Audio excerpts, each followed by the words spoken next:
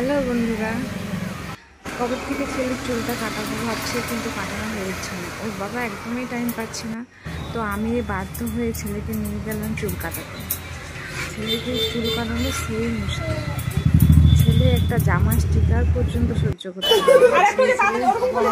কামতে শুরু করে দিয়েছে, আর কাটবে না। আবার ঘুরিয়ে ওকে বসালাম কোনো রকম। ও গায়ে ওই চুলটা দিবে না, ওটা খুলে দিল। তাও বললাম ঠিক আছে চুলটা কাট। কতবার যে উঠতে যায়, চুল কাটবে না। তারপর আবার ওই যে ওটা আবার বসে টাওয়াল দিয়ে আবার উঠে যায়। আর একটু দাঁড়া বাবা, ও চুল কাটবে না, ওর গায়ে চুলকায়, এই জন্য ও চুল কাটবে।